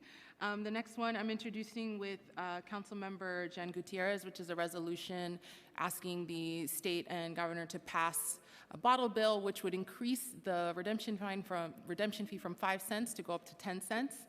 Which will really go a long way in helping our canning community, which is mostly women of color, undocumented folks. These are our environmental justice workers doing some of the most aggressive recycling out there. So really asking for your support on that. And then I am proud to co-prime a couple bills with Councilmember Osei on rat reporting. I'll let you introduce that more fully. And then a pitch for registration of community gardens with Councilmember Menon, which I know she'll also introduce. So thank you. Thank you. And now go to Councilmember Barron, followed by Councilmember Caban. My colleagues, I know everybody's expressing their condolences on Buffalo and going to say all the right things, and we should.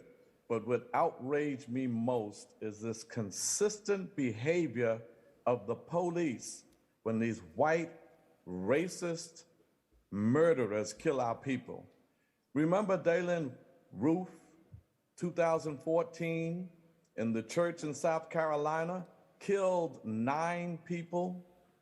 When they rolled up on his car, the police had their guns drawn, and they asked him politely to get out of the car. He did, and then they put their hands softly on his back, handcuffed him while he was still yet standing, and since they had a 2-hour drive to the police precinct where he was going, they took him to a fast food place. And then this guy, Peyton Gendron, 18 years old, he murders 10 of us. What do they do to him? He's down on the ground with the gun pointed to himself like he was going to take his own life. And then they say, please don't, please don't. He gets up, they put their hands gently on his back, he stands up, and then they arrest him politely, still alive. Amadou Diallo didn't have a gun, didn't commit a crime, dead, 41 bullets. George Floyd didn't have a gun, didn't commit a crime, dead, knee in his neck, and killed him. Sean Bell didn't have a gun, not committing a crime. 50 bullets killed him. Tamir Rice, a toy gun, thought it was real, killed him. Michael Brown, no gun, no crime. They murder us and kid glove those who murder us as well. What signal are they saying to us? As we honor Malcolm X today, and if I take another minute, speakers, only because I was denied one, I want to read what Malcolm X said to us, and this is critical. He said, "We declare our right on this earth to be a human being, to be respected as human beings, to be given the rights of human beings in this society, on this earth, in this day, which we intend to bring into existence by any means necessary." We're going to have some emergency meetings in our community on security for us when we go to church, security for us when we go shopping. So it's time for Black people to stand up, and we have a God-given right and a constitutional right to protect ourselves, especially when this government isn't. Thank you. We'll now go to Councilmember Caban, followed by Councilmember Joseph. Thank you.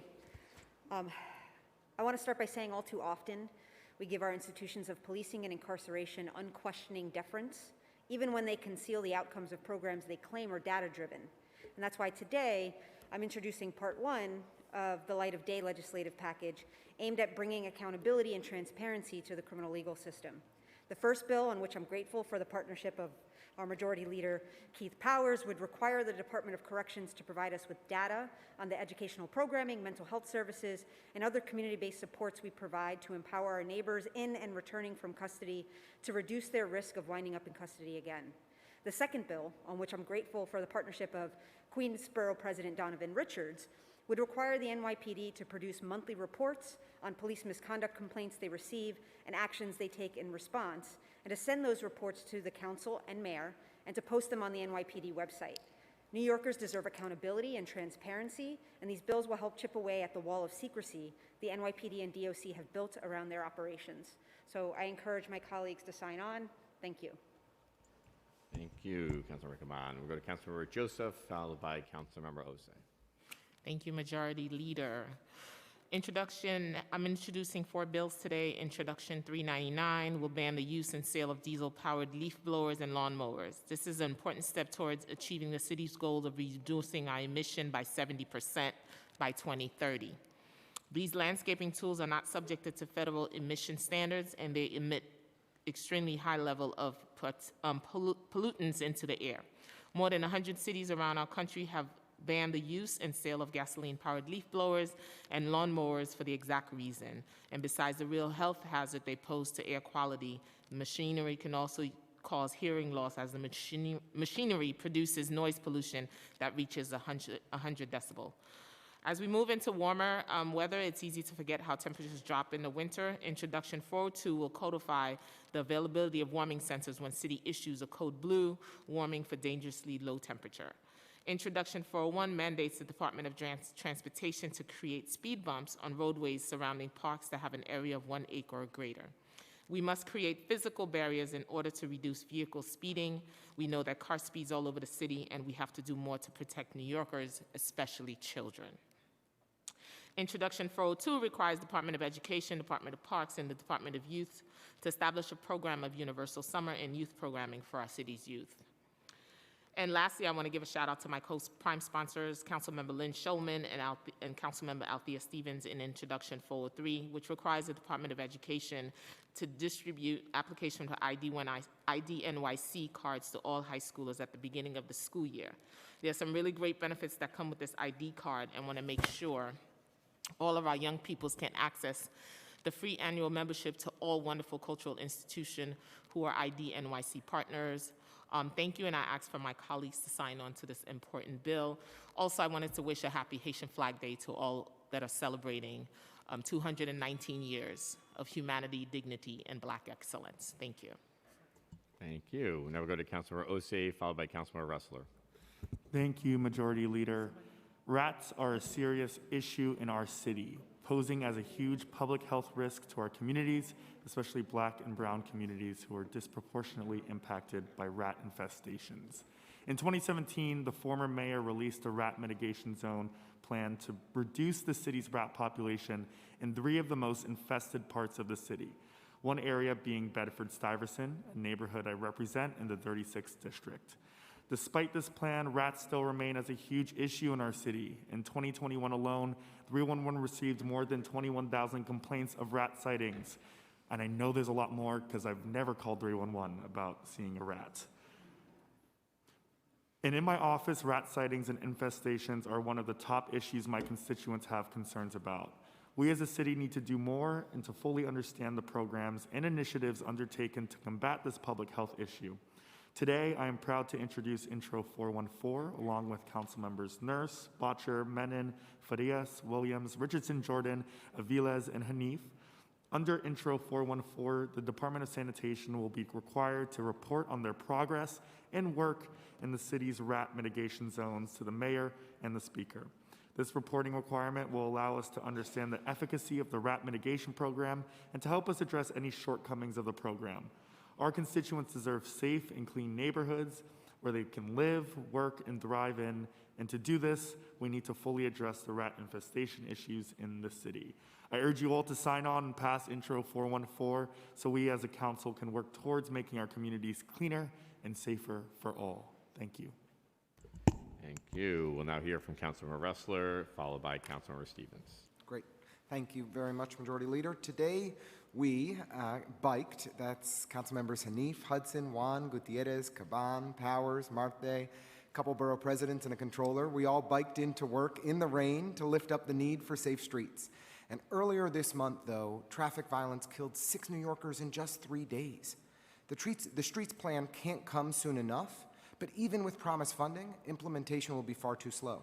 That's why I'm introducing legislation at the request of Brooklyn Borough President Antonio Reynoso and a coalition of 19 council members and 4 borough presidents that would streamline the process of implementing new bike lanes. Intro 417 would give council members and community boards a meaningful opportunity to provide input on proposed bike lanes and then allow the Department of Transportation to move forward expeditiously once the public review phase has completed, removing an unnecessary 45-day wait period. In my district on Schermerhorn Street, one of the worst bike lanes in New York City, DOT is presenting to the community board tonight, and we need them to get to work tomorrow.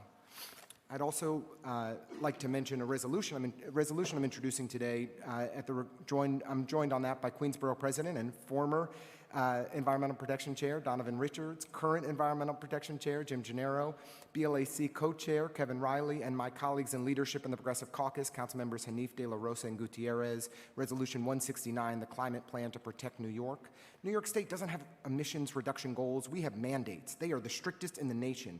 To get there, we can take no half measures. This resolution calls on the State Climate Action Council, which is drafting the plan to meet those mandates, to take city council measures like Local Law 97, the gas ban hookups, statewide, centering equity and prioritizing EJ communities, and refusing to slow down for fossil fuel companies. The climate crisis is the existential threat of our time, and this is our opportunity to leave. I hope you'll join me in co-sponsoring both. Thank you. Thank you. We'll now hear from Councilmember Stevens, followed by Councilmember Hanif. Good afternoon. It is my pleasure to introduce 3 pieces of legislation today that will center around young people. In Intro 437 will improve young people adult access to voter registration material by requiring Department of Education and the Board of Elections to provide students with registration material in diverse languages. This legislation is important to continue the fight to get young people civically engaged. If we want young people to be involved in the democratic process, we need to make the process more open and accessible for young people. When I worked with young people, many of them felt that their voices didn't matter or the candidates didn't care about them. Today, I'm here to tell them and young people across the city that all of your voices matter and you do have a voice with your elected officials, and we're here to fight with you and make sure your voices are heard. I'm also pleased to introduce Intro 438 with Councilmember Gutierrez, Brewer, Feliz to waive park permit fees for schools and children and daycare centers across the city so young people have better access to learn, grow outside. And Intro 436 to create a juvenile detention advisory board to ensure that justice-involved youth and their families have a seat at the table when decisions are made about them. And lastly, on one of my school visits this week, I had with elementary school students. The young people asked me to do something about the violence in their community because they felt scared and they don't feel safe. This hurt my heart because for the last 20 years, I have spent my life to ensure that young people felt safe, loved, and heard. But at the moment, I was unable to comfort them. As we are in the thick of budget season, let's remember to invest in our communities to ensure that our young people feel safe, heard, throughout our city. Thank you. Thank you. We'll hear from Councilmember Hanif, followed by Councilmember Brewer. Thank you. Today I'm proud to join with Councilmember Krishnan and Public Advocate Williams in introducing Resolution 161 in support of Assemblymember Epstein and State Senator Kavanaugh's legislation in Albany that would allow for the safe retrofitting and legalization of basement apartments in New York City. Right now, there are thousands of New Yorkers living in basement apartments currently classified as illegal. The vast majority of these residents are working-class immigrant New Yorkers who cannot afford other types of housing. Because these units are illegal, these tenants often do not report unsafe conditions out of fear that they will lose their homes. This dynamic has devastating results, as we saw last September when flooding caused by Hurricane Ida killed 11 people who were living in basement apartments. As we head into the summer and the threat of more storms loom on the horizon, we must do everything we can to prevent a repeat of this tragedy. The state bill in question will allow for a citywide program to bring these units into compliance with critical state safety standards and end their illegal status. This is a win for all involved, which is why so many stakeholders, including Mayor Adams, AARP New York, Chaya CDC, and Housing Justice for All, have given the bill their full support. I strongly encourage my colleagues to sign on to this resolution. Thank you. We'll hear now from Councilmember Brewer, followed by Councilmember Brooks Powers. Thank you. Thank you very much. I too want to wish Raju Manuel and thank him. I remember when you came from Community Board number 5, and you were great there, and you were great here, and we're going to miss you. And I, along with, I think, Councilmember Sanchez, we were at Bethel Gospel Assembly Church when Speaker Adams spoke so well about Buffalo, and I just want to thank her for that.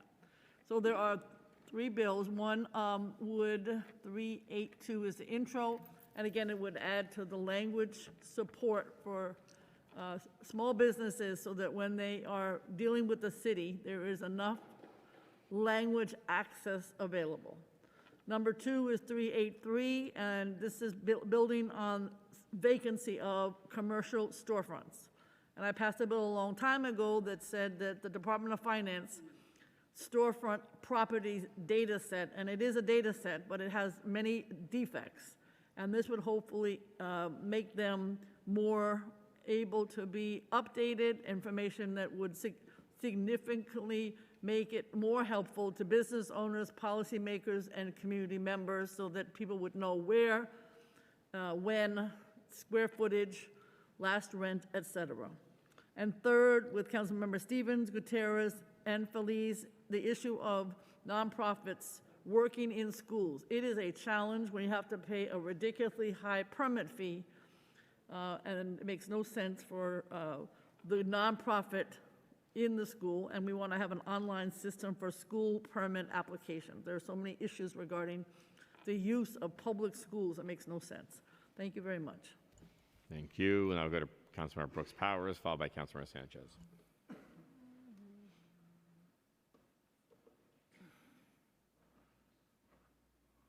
Who was it?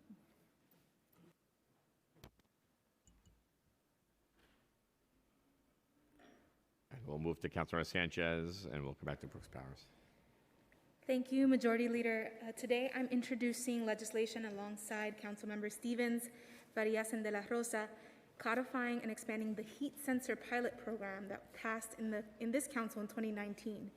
Intro 434 would require the Department of Housing Preservation and Development to identify 150 Class A multiple dwellings per borough based on factors including the number of temperature violations, heat-related complaints every 2 years. And I don't want to go too long, but just to say that the pilot that Councilmember Richie Torres and then Brooklyn Borough President Eric Adams passed was extremely successful. 56% of buildings that, sorry, you lose your breath when you got the kid in you. Okay. But the pilot was very successful. And both buildings that complied and installed the heat sensors saw huge reductions in the number of heat violations, and also even the buildings that did not comply saw huge interventions or reductions in the number of heat violations. And so I want to ask my colleagues to join me here. This is a behavioral intervention on these buildings that could make meaningful difference for tenants. Thank you. Thank you. We'll go to Councilmember Juan, and then we'll come back to Councilmember Brooks Powers. Thank you so much. Today I'm introducing two bills, Intro 440 with Councilmembers Menon and Gutierrez, and 441 with Councilmember Williams, Menon, and Gutierrez as well. Intro 4, both of them are going to make our city more technologically accessible and a connected place despite anyone's income level. Intro 440 would mandate that city do a full review of public spaces such as museums, libraries, hospitals, or schools under its purview to recommend locations that are suitable for free, secure, and quality internet to anybody who needs it. And Intro 441 would require that the city identify users for user research as well as feedback for digital applications that are developed and perform comprehensive user testing to ensure that the applications function appropriately and is easy to use for anyone that needs it. So any sort of app or services, benefits that are served on the internet, on the website, or on the mobile will have to have user research that is documented and made public for transparency to make sure that the applications and the websites that we create are digitally literate and easy for anybody to use despite their level of digital literacy, as well as making sure that they are mindful of language access for second language speakers, and make sure that the apps are actually built for the intended user at hand. So I would like to call upon my colleagues to sign on to both Intro 440 and 441 to start our city's journey to take responsibility for connecting our communities to the internet and make sure that the applications that we create are actually serving the people that need them. Thank you. Thank you. Councilmember Brooks Powers, followed by Councilmember Rivera. Thank you.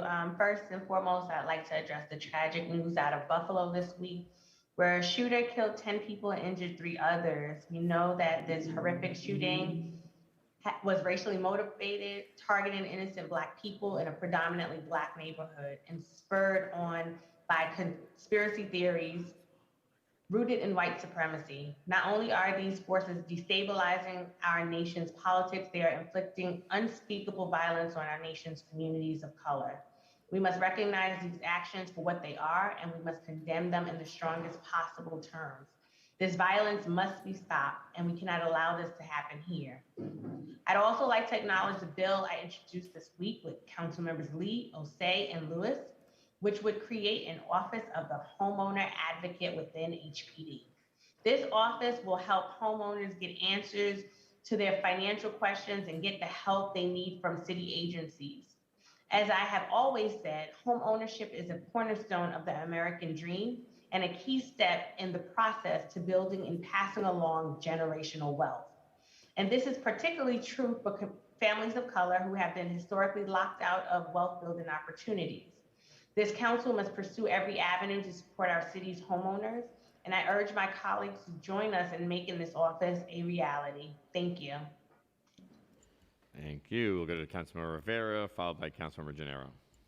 Thank you so much. New Yorkers are many things, but there's no question that we are some of the hardest working people around. In New York City, our work is our community, our family, friends, our union. Working New Yorkers are as critical to the fabric and function of the city as something like the subway. Today, I'm introducing legislation to support our city's workers. My freelance and domestic worker safety training bill will direct the Department of Consumer and Worker Protection to create a program providing certain workers with safety training from everything to first aid and CPR training to information on protective equipment and cleaning hazards. The second requires the Department of Health and Mental Hygiene to inform low-wage workers throughout New York City about health insurance in an effort to increase enrollment. To further protect these workers, I'm also introducing legislation calling on our state and federal colleagues to take action. One resolution urges Congress to pass legislation that would guarantee domestic workers receive the same protections and rights as all other workers under the Occupational Safety and Health Act of 1970. The second calls on the state legislature to pass an act amending the insurance law, requiring every individual or group policy that covers maternity care also make a provision for abortion care. New York has set the curve for supporting our most marginalized workers. I hope you will join me in continuing to honor that precedent by signing on to this legislation to keep them safe. New Yorkers work for our city. We must ensure that our city works for them. Thank you. Thank you. Now we hear from Councilmember Gennaro, followed by Councilmember Williams. Thank you, Mr. Majority Leader. Everyone knows that this week President Biden made the appointment of Corinne Jean-Pierre as White House press secretary. What my colleagues don't know, which I want to tell you about, is that she started her career at the New York City Council. She was an environmentalist early in her career, and her first job was with us. She worked for me when I was, chair of the committee back then in 2004, 5, and 6. She did a great job. She's, very historic on many, many levels. And in her 2019 memoir, she talked about her time at the City Council. I guess it's only Councilman Brewer and Barron that actually were around and worked with her. But she was a great asset for the council, and she's gone on to be White House press secretary. And I guess it's only appropriate that she was appointed in the same week as Haitian Flag Day. So I just wanted my colleagues to know that that this great woman came from the council. That's where it all started. So there you have it. Thank you very much. I also wish to thank Councilman Ressler for his leadership with regard to the reso on the CLCPA. That is very important, and I appreciate his great leadership. Thank you, Mr. Thank you. We'll go to Councilmember Williams, followed by Councilmember Krishnan. With just weeks remaining in this year's legislative session, we are asking our state lawmakers to prioritize this urgent legislation, Clean Slate, as a means of economic justice. Our state has built a criminal justice system that treats people as disposable and has led to mass incarceration. As we know, mass incarceration disproportionately affects people of color and low-income communities, leading to systematic racial disparities in every aspect of our society. Because of racism in policing and prosecution, 80% of New Yorkers with conviction records are Black or Latinx and face lifelong discrimination in jobs, housing, and education. Today, when a person successfully completes their sentence, they return to their community only to find that doors are closed to them in perpetuity because of their conviction record. This makes it difficult for them to find employment or housing and creates instability at home, which can lead people back into crime. Clean Slate is an issue of economic justice and opportunity. New York collectively loses $2 billion in wages annually because formerly incarcerated individuals are barred from entering the workforce. That is why Fortune 500 companies like Verizon, JP Morgan Chase, and Microsoft support Clean Slate alongside many labor unions and advocates. Clean Slate will be transformative for the 2.3 million New Yorkers who have been disproportionately impacted by criminalization, especially those who face barriers to employment due to these convictions. The Clean Slate Act will strengthen families, communities, decrease recidivism, and increase safety. It will restore balance by providing opportunities for people with criminal records who have served their time and are ready to be productive members of our society. As chair of the Civil and Human Rights Committee, I'm proud to be the sponsor of Reso 121 that we all passed, that will provide individuals a fair opportunity at education, housing, and an equitable chance in the job market. They are ready to be productive members of society. I want to thank Central Staff Jay Suri, Jeff Baker, state sponsors Senator Myrie, Assemblymember Cruz, and Speaker Adams for her leadership, and lastly, Public Advocate Jamani Williams for requesting this resolution to be brought before the City Council. It's time to end perpetual punishment. Thank you, Majority Leader. Thank you. We'll now hear from Councilmember Krishnan, followed by Councilmember Menon. Thank you so much, Majority Leader. I just wanted to speak briefly about two resolutions. Resolution 161, introduced by my colleague and prime sponsor, Councilmember Hanif, as well as Public Advocate Williams, is a crucial measure to actually provide and create badly needed affordable housing in our city. By legalizing basement apartments and the state legislature enacting this bill, it is a way to not only create affordable housing, but to protect tenants, so many, especially immigrant families, like in my district of Jackson Heights and Elmhurst, who are already living in basement apartments with no protections whatsoever. From storms that we faced to issues of tenant harassment, it is clear that tenants in basement apartments need protections, and to do so would also help small homeowners as well pay their mortgages too. So legalizing basement apartments benefits everybody, and it's a crucial housing protection that's needed. And so we are urging our colleagues in state government to ensure this legislation passes as soon as possible. Finally, I just want to add my support and excitement about the resolution introduced by Councilmember Lee and others calling on the Department of Education to make Diwali a school holiday. This is something obviously very personal and meaningful to me as the first Indian American on the New York City Council. Diwali is such a special holiday across our South Asian communities, symbolizing light over darkness for many, New Year as well, and so many other meanings across our South Asian community. This is a key way to ensure that so many children, like I was once myself, who didn't have the opportunity to celebrate this holiday during the school year, now have the opportunity to finally do so. So we would urge the DOE to adopt it as a school holiday. It is very special for our South Asian communities. Thank you. Thank you. I hear from Councilmember Menon, followed by Councilmember Lewis. Thank you, Majority Leader Powers. I'll be very brief. We have all had vacant, derelict lots in our districts that have become an eyesore for the community. The bill I'm introducing today, Intro 411, along with Councilmember Nurse, would allow third-party entities like civic organizations and not-for-profits to register private property vacant land with the Parks Department to create community gardens. After the owner of a vacant lot would give consent, the location could be included in Green Thumb community garden programs. Expanding New Yorkers' open space is of utmost and paramount importance, and what better way to beautify these abandoned lots than to create a community garden. I am also introducing Reso 166 along with Councilmember Brennan and Abreu, which calls upon New York State to implement a temporary sales tax holiday for New York City. The temporary suspension of sales tax would increase small business revenues by decreasing the price that consumers are paying for certain products. This is not without precedent. This was done after 9/11 to help lower Manhattan small businesses, and this would truly help small businesses recover from the pandemic. So I urge my colleagues to sign on to Reso 166 and Intro 411. Thank you. Thank you. We're going to hear from Councilmember Lewis now, followed by Councilmember Frias. If anyone else wants to sign up, they can raise their hand on Zoom or come up and let us know. So we're going to hear from Councilmember Lewis.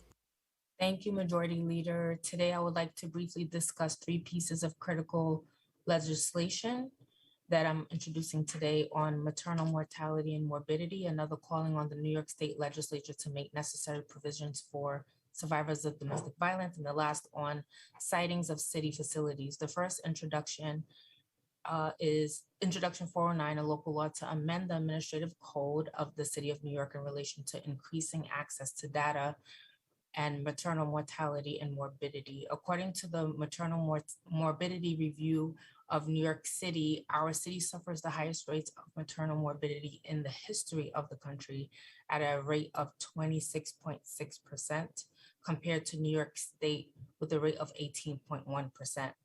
This bill would provide valuable insight into the issues birthing New Yorkers have endured due to disparities and inequalities of maternal health care that will help identify areas where we need to provide equity, resources, support for our birthing people and their families. Resolution 165 calls on the state legislature to pass and the governor to sign, authorizing certain shelters for victims of domestic violence to be reimbursed for any payment differential for housing a single individual in a room intended for double occupancy.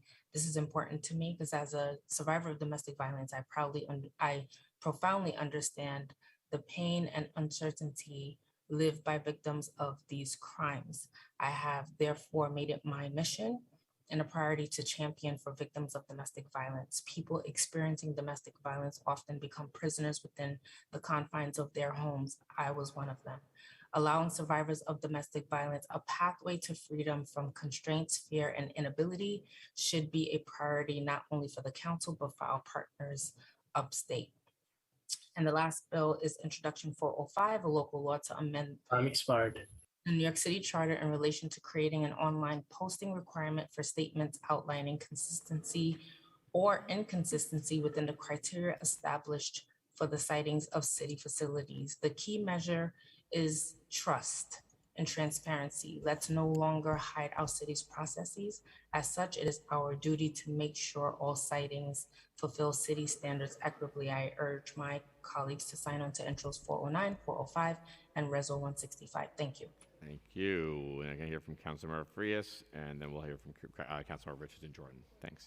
Thank you, Majority Leader. I just really quickly wanted to highlight two of my colleagues' efforts this week, Council Members Shulman and Menon, who put together a letter regarding baby formula and urging the mayor to sign an emergency executive order that can suspend procurement laws and regulations to expedite the purchasing of infant formula, and to send city inspectors to retail stores to ensure there aren't any price gouging in our community. Right now, we are seeing this massive impact for not only women, but our families. And I just wanted to highlight their efforts as Women's Caucus members in putting together a bipartisan letter to the mayor, and urge the rest of our colleagues to reach out to either one of their offices to sign on and push efforts. I received photos from families and saw them myself in my local stores that there are no formulas on the shelves, and it is an urgent need and will only continue to be exacerbated if we do not act. So please, I urge all of you to help us push this effort towards the mayor. Thank you. Thank you. We'll finally hear last, unless anybody else signs up, we'll hear from Councilmember Richardson Jordan. Yeah, thank you. I am excited to introduce a slew of legislation today. Two I'm co-prime on, so I'll echo some of what's already come up with Councilmember Nurse 413, which is going to allow us to track and ensure the follow-up and enforcement for the disposal of harmful grease. It sounds small, but it is going to have an environmental impact. And in that same vein, I'm also co-prime on 414, which Councilmember Osei already spoke eloquently about how we're going to address the onslaught of the rats. And I'm also proud to introduce 420, which is going to eliminate costs associated with installing solar panels. We should address the economic disparity and racial disparity when it comes to environmental justice, make it so solar panels, there's just access to that green technology for everyone. Introducing 419, which ensures that HRA and HASA work in conjunction together to update and publicize HIV/AIDS services. So this is a little bit technical, but this is a vulnerable population, those who are in need of service, and HIV/AIDS survivors were definitely also impacted by the pandemic, so let's not forget about that group. And 418 is to establish a drag laureate. This is an ambassador for LGBTQ nightlife. As a Black queer woman, I know what it is to feel invisible. Let's do the work to make sure that all corners of our city can be seen, be heard, be visible, and be incorporated. So this is an effort to really have an ambassador for that part of our LGBTQ community. And that's it in terms of bills. I will just urge my colleagues to please sign on to a letter that me and Councilmember Carmen De La Rosa have worked on for the TILs. TIL buildings are in need of support.